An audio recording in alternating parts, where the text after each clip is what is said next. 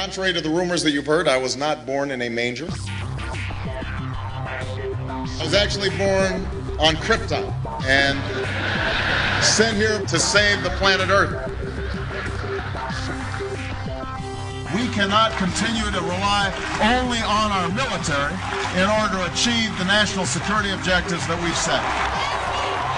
Everybody somewhere between the ages of 18 and 25 will serve 3 months of basic training. We've got to have a civilian national security force that's just as powerful, just as strong. Yes, we can. Obama's healthcare plan will include coverage of all essential medical services. Yes, we can. Obama is a cruel hoax. He works for Wall Street. He's an agent of finance capital. Where did you come up with the number $700 billion? Here's the Treasury spokeswoman's quote. It's not based on any particular data point. We just really wanted to come up with a really big number. To Democrats and Republicans who've opposed this plan, I say, step up to the plate. A few members were even told that there would be martial law in America if we voted no. Secretary Henry Paulson is no George Washington. I don't think anyone questions, Mr. Kashkari, that you're working hard. Our question is who you're working for. Obama pledged that he would resume the Security and Prosperity Partnership talks between Mexico and Canada that President Bush initiated. The old boss is starting to look a lot like the new boss. Robert Gates is going to remain on the job as defense secretary for at least a year. Plenty of sources knew about this meeting, told us and others that it was at Hillary Clinton's house, but clearly it wasn't. We've got to give them a stake in creating the kind of world order that I think all of us would like to see. We see you causing a depression so you can blow out the economy and consolidate it and bankrupt it. We know that you are enemies of free humanity, and we are here standing against your tyranny.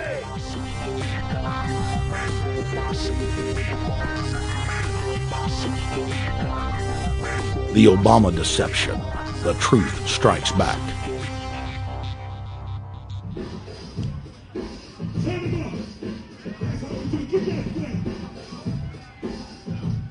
Barack is like the manager of Burger King.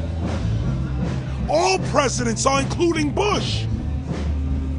It's like this.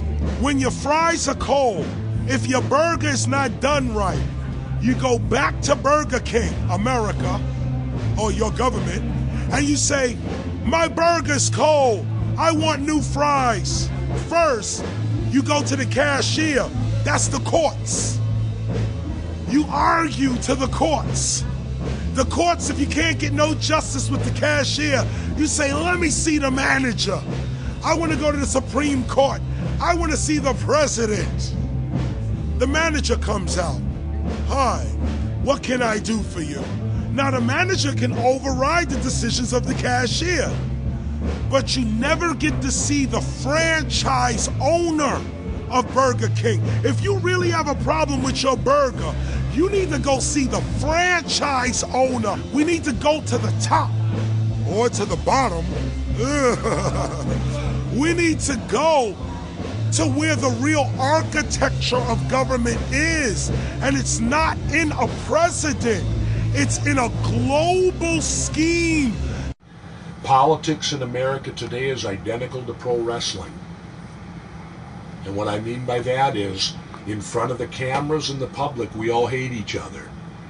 I'm going to kick my opponent's butt. I'm going to whale him from here to high water and beat the crap out of him. Yet behind the scenes, we all are friends going out to dinner. Went to dinner together. And it's all a work. All intermarried. Show business. It's showbiz. And that's what you have today in politics. The Democrats and Republicans aren't really opposed to each other. Left and right mean nothing. The only thing that counts is, are you working for Wall Street or you're trying to defend the people against the financiers? It's pretty obvious that there's some gigantic financial institutions that have been pulling the strings of politicians in this country for a long time. And there's the fact that we have it set up where they can donate millions of dollars to these guys' funds, these guys' campaigns. I mean, how do we not expect it all to go bad? America in 2009 was desperate for change. The past 8 years had been a disaster. Those weapons of mass destruction got to be somewhere. Maybe under here.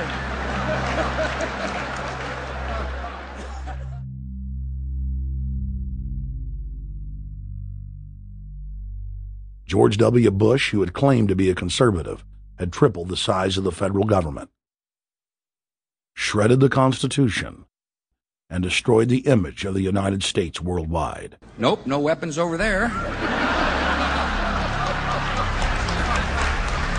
Endless wars, over 1 million dead Iraqis, and more than 5,000 dead U.S. troops.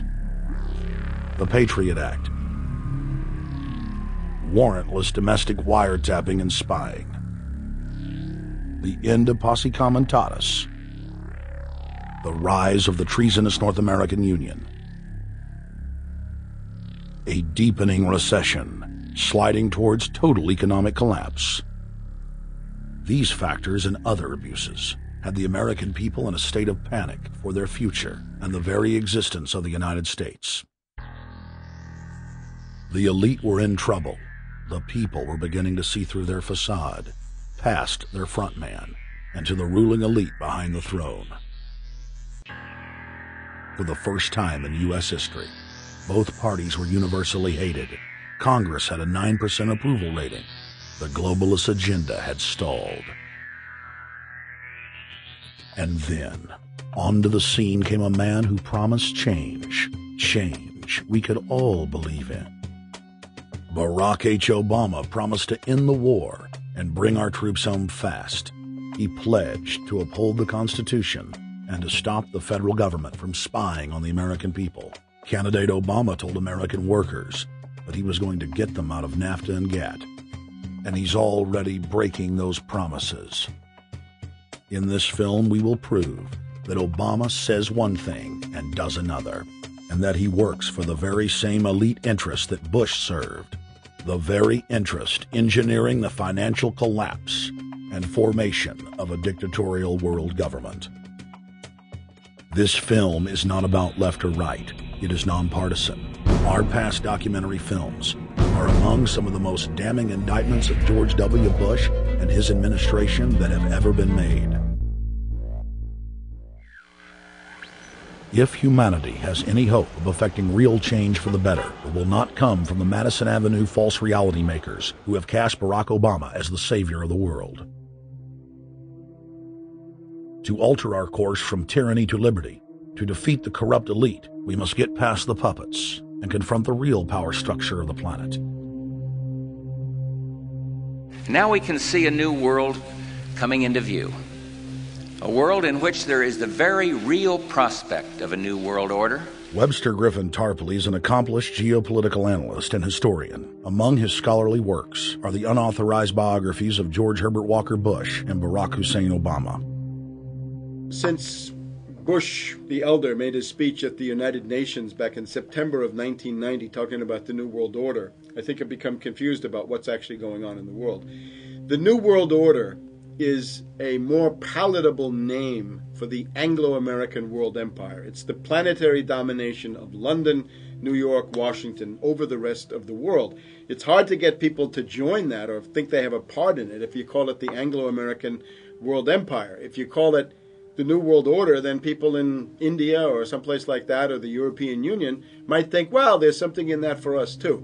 But that's not what it is. It's the Anglo-American New World Order.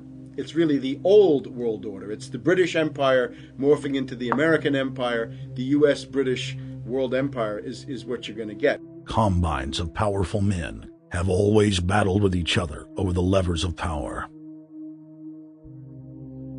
Gerald Celente is recognized as one of the world's foremost trends forecasters and is the founder of the Trends Research Institute. People that are knowledgeable know that the fight that this country has been waging since its inception is for the central bankers not to take over the country. And that's why people like Andrew Jackson were elected. And that's why people revere people like Thomas Jefferson and others. The takeover's happened, and it's a corporate takeover. Agents of the Bank of England, attempted to assassinate President Andrew Jackson on multiple occasions because of his resistance against a private central bank being set up in the United States. And it was something that Abraham Lincoln warned. And this is, by the way, why I believe he was assassinated. This is the Lincoln quote. "The money powers prey upon the nation in times of peace and conspire against it in times of adversity. It is more despotic than monarchy, more insolent than autocracy, more selfish than bureaucracy. I see in the near future a crisis approaching that unnerves me and causes me to tremble for the safety of my country. Corporations have been enthroned. An era of corruption will follow, and the money power of the country will endeavor to prolong its reign by working upon the prejudices of the people until the wealth is aggregated in a few hands and the republic is destroyed. Wall Street has killed Main Street." So I know how unpopular it is to be seen as helping banks right now, especially when everyone is suffering in part from their bad decisions. I promise you, I get it. Up until about the Kennedy assassination and the beginning of the war in Vietnam, the United States is a very powerful engine for world progress. It's the assassinations, the Kennedy assassination, and the others in the 1960s, the beginning of the Vietnam War, and the beginning of the absolute domination of the Wall Street Group over every other interest. Nobody else counts except the Wall Street money masters. That has now made the United States into no longer a force for progress, but something very different, often a force for destruction in the world. The military-industrial complex has taken over the country along with the Wall Street gang. If you look also at the people that Obama has put on his appointments list, it's all Wall Street. It's government of Wall Street, by Wall Street, and for Wall Street. There's nobody from heavy industry. There's nobody from the auto sector, nobody from Silicon Valley, nobody from big oil, nobody from defense, no labor, no women, no retirees, no small business, nothing. It's pure Wall Street. The only people who have a voice in Obama's councils are Wall Street finance oligarchs. That's all there is. Nobody else counts for anything under Obama. It's the most extreme Wall Street administration we've ever had. Before his death, President Woodrow Wilson apologized to the public, regretting that he had been deceived by a group of international bankers, and the country's financial system had fallen into their iron grip via the Federal Reserve Act of 1913. Whether sought or unsought by the military-industrial complex, the potential for the disastrous rise of misplaced power exists and will persist. Dwight D. Eisenhower, he warned the people that the military-industrial complex was taking over the country. Only 3 years after leaving office, President Eisenhower's prophetic warning concerning the threat posed to our system of government by the military-industrial complex came to pass. President John F. Kennedy had enraged the entire elite network. Now, Kennedy was brought in as somebody who was expected to be a puppet. It was thought that his pro-Nazi father, Joseph P. Kennedy, the bootlegger, the speculator, would guarantee that Kennedy would be obedient to the establishment. They thought that Kennedy was a sex maniac who could be manipulated through all of this, but it turned out that through his personal suffering, Kennedy had discovered a personal sense of himself which went beyond just being a puppet, and he began to think about things like economic recovery, world peace, having a space program, making deals with the Soviets, cutting the Federal Reserve down to size, and a whole series of other things. Executive Order number 11110, signed by President Kennedy, began the process of abolishing the private Federal Reserve. Kennedy was also pushing for real civil rights reform and had begun the process of pulling the troops out of Vietnam. The last time you had an actual president was Kennedy. The oligarchs took swift and decisive action. When John Kennedy attempted to take the government back from the robber barons, he was brutally murdered. The message to future U.S. presidents and leaders across the world was clear: do as you're told or die.